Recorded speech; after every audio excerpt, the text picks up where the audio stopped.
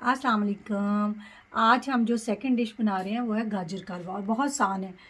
कद्दूकश करने की बजाय ये मैं ऐसे ही घर बनाती हूँ कि मैं एक वर्किंग वूमन हूँ।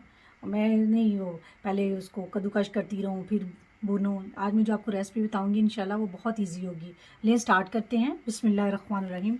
इसके लिए सबसे पहले आप इसमें दूध ऐड करेंगे।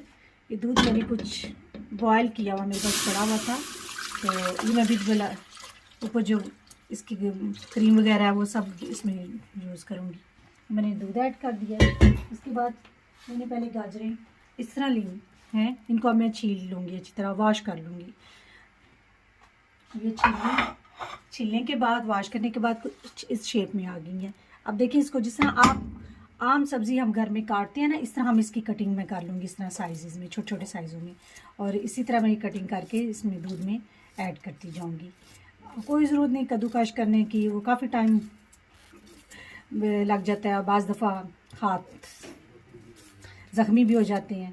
तो इसी तरह मैं देखें इस शेप में, इतनी शेप में ये काटती जा रही हूँ। अब मैं सारी ये कटिंग करके इसमें ऐड कर लूँगी। इसमें ना सारी मैंने अब गाजरें ऐड कर दी। अब देखिए ये जोश आ गया, जो ही जोश आ जाएगा ना, अब आपने आँच हल्की कर देनी है। ये मैं देखिए अब आँच इसकी हल्की कर दूँगी ताकि ये पकता रहे। ये इस हद तक पकेगा कि गाजरें बिल्कुल गल जाएंगी और दूध बिल्कुल सोक्ड हो जाएगा, यानी कि सूख जाएगा इसमें दूध। और इसमें सिर्फ 4 चीज़ें ऐड होंगी। गाजरें मैंने 1 किलो यूज़ की हैं, दूध मैं 2 किलो यूज़ करती हूँ, और शुगर एज रिक्वायर्ड, और गोरमे का देसी घी मैं यूज़ करती हूँ, वो करूँगी। और अगर पिस्ता बादाम मैं अमूमन वैसे जब बच्चे खाने लगे उनको गर्म करके दूँ तो फिर मैं डालती हूँ। ये इसमें 4 चीज़ें यूज़ करूँगी। अब देखिए ये इसी तरह आसानी से जब पकती रहेंगी, ये गल जाएंगी बिल्कुल गाजरें। अब इसको ये तकरीबन 30 मिनट तक आपका टाइम लगेगा, ये हल्की आंच पे पकती रहेंगी। जी देखिए ये अब मैंने इसी तरह करती रही हूँ और अब ये इस शेप में आ गया। अमूमन घरों में ना इससे ये होती हैं। अब मैं इससे इसको करूँगी, मैश करती जाऊँगी और साथ साथ भूनती जाऊँगी इस तरह।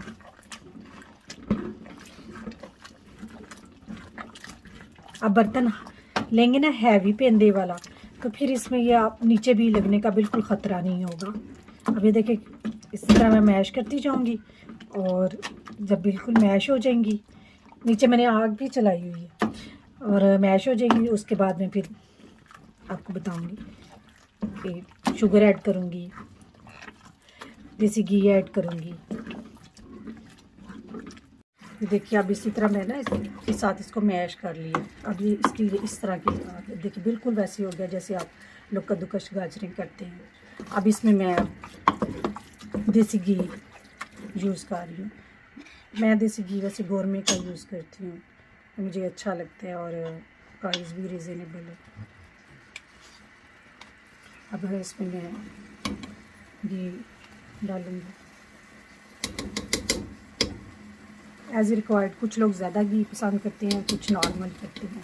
नॉर्मल ही यूज़ करें, ज़्यादा बेहतर है, क्योंकि एक तो हलवा खाया भी जाता है और दूसरा सेहत के लिए भी इतना नुकसानदेह नहीं होता।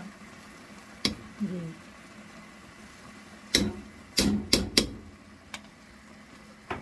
अब इसी तरह मैं इसको भूनती जाऊँगी और ये जब 10 मिनट तक इसको मैंने इस तरह बनाई करनी।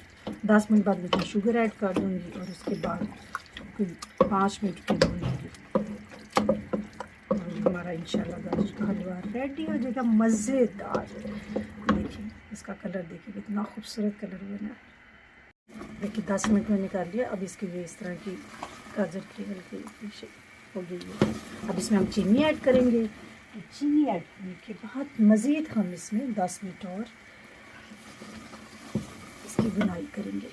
मैंने चीनी ऐड कर दी है। चीनी भी आप हस्बे ज़ायक़ा यूज़ कर सकती हैं। जो लोग शुगर के मरीज़ हैं वो बिल्कुल कम डालें। बाज़ लोग कम पसंद करते हैं, बाज़ लोग तेज़ शुगर पसंद करते हैं, तो मैं हमेशा नॉर्मल यूज़ करती हूँ। इसलिए मैंने मेरी तकरीबन 2 किलो दूध था, 1 किलो गाजरें थी। ये देखिए माशाल्लाह कितना ज़्यादा हलवा बन जाएगा इंशाल्लाह। अब मैं इसको मज़ीद 10 मिनट तक भूनूँगी रेडी हो जाएगा। ये देखिए जी, मैंने इसे मज़ीद 10 मिनट भुना है। अब ये हलवे का कलर देखिए, बिल्कुल हलवा रेडी हो गया है। देखिए शाइन भी कर रहा है। मज़ेदार हलवा तैयार है। अब हम इसे सर्विंग के लिए सर्व करेंगे। मज़ेदार हलवा तैयार खाने के लिए। मुझे दें अब इजाज़त और अपनी सेहत का रखें ख्याल। ओके बाय, अल्लाह हाफिज़।